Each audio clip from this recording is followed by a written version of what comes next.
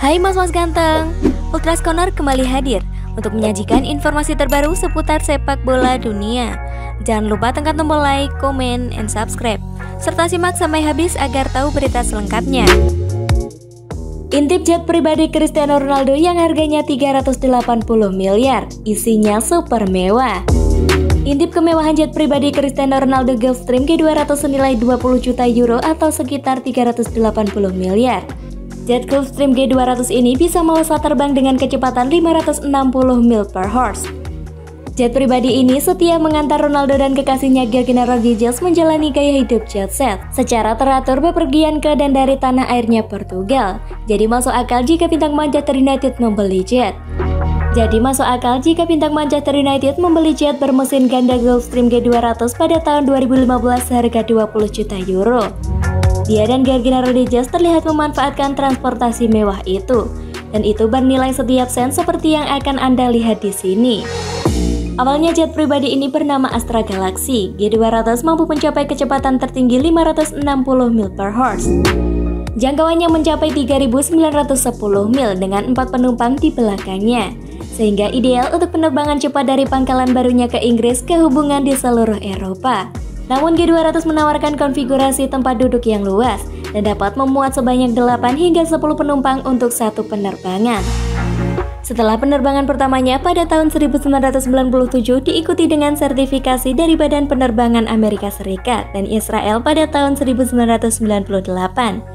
G200 tersedia pada tahun 1999. Itu adalah sesuatu yang langka. Dengan hanya 250 yang pernah dibuat, membuat pembelian Ronaldo menjadi lebih eksklusif. Produksi akhir G200 diluncurkan dari jalur produksi pada tahun 2011, ketika G250 mulai mendapatkan popularitas. Jadi itu antik, seperti yang dapat Anda bayangkan, dan harga 20 juta euro untuk Anda. G200 dipenuhi dengan fitur-fitur yang akan membuat terbang di dalamnya menjadi sebuah kemewahan. Selain lapang, Ronaldo memiliki lemari untuk menyimpan pakaian desainernya. Ada wifi, telepon, mesin fax, oven listrik, microwave, kulkas, dan sistem hiburan. Gantikan Ed Woodward, Richard Carnell resmi jadi CEO Manchester United. Manchester United akhirnya mengumumkan siapa pengganti Ed Woodward. Direksi Setan Merah resmi mengangkat Richard Arnold sebagai CEO baru mereka. Ed Woodward sudah menjabat sebagai wakil CEO Manchester United selama 8 tahun. Namun ia memutuskan mundur dari jabatannya di tahun lalu setelah Manchester United terlibat dalam skandal European Super League. Woodward seharusnya mundur dari jabatannya di akhir tahun 2021 kemarin. Namun karena satu dan dua hal, pengunduran dirinya agak tertunda.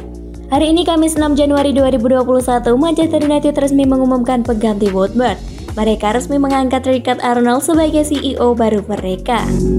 Tanggal aktif bermain. Menurut pernyataan resmi Manchester United, Arnold belum langsung bekerja menjadi CEO Manchester United. Ia baru aktif menempati jabatan itu per tanggal 1 Februari 2022 nanti.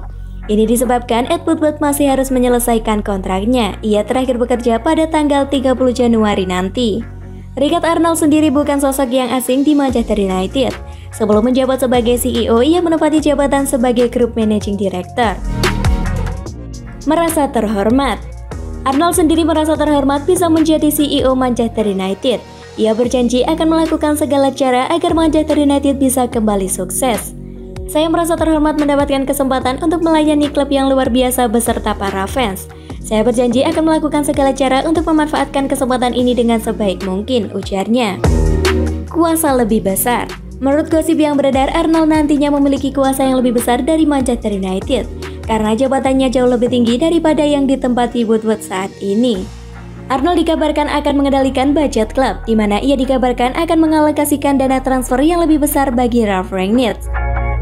Legenda Arsenal, masih terlalu dini untuk bilang Ralf Rangnick gagal di Manchester United.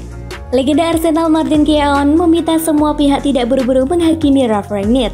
Ia menilai sang manajer layak mendapatkan waktu lebih untuk membuktikan ia layak menangani Manchester United. Rangnick sudah hampir 2 bulan menangani Manchester United. Ia dipercaya menjadi manajer interim Manchester United menggantikan Ole Gunnar Solskjaer. Diharapkan membawa kestabilan bagi Manchester United, namun sejauh ini Rangnick masih belum bisa mengoptimalkan performa Setan Merah. Bahkan baru-baru ini Manchester United tampil mengenaskan sehingga mereka kalah dari Wolverhampton. Meski performa Manchester United belum meyakinkan, Keawan menilai masih terlalu dini untuk mencap Rangnick gagal di Manchester United. Kita semua tahu bahwa Rangnick adalah manajer yang sangat cerdas, ujar Keawan kepada The Daily Mail. Layak diberi waktu. Menurut Keawan tidak adil jika semua orang mencap Rangnick gagal, karena ia menilai Rangnick baru sebentar melatih Manchester United. Ia yakin sang manajer butuh tambahan waktu di Manchester United. Ia butuh waktu agar para pemain Manchester United bisa memahami gaya bermain yang dia inginkan. Saya rasa dia layak diberi waktu lebih sebelum dicap gagal. Ingat, Solskjaer diberi waktu 3 tahun dan Rangnick sejauh ini baru 2 bulan melatih United. Bisa 4 besar. Lebih lanjut, Keawan menilai Manchester United masih layak diperhitungkan sebagai calon 4 besar karena ia menilai Manchester United punya potensi yang besar. Namun Keawan mengingatkan Rangnick untuk lekas membenahi performa Manchester United. Ia menilai jika Manchester United terus terpeleset bakal susah bagi mereka untuk bersaing di papan atas. Saya yakin United masih bisa finish di 4 besar, namun mereka harus meminimalisir kesalahan-kesalahan yang mereka buat melawan Wolves, ujarnya.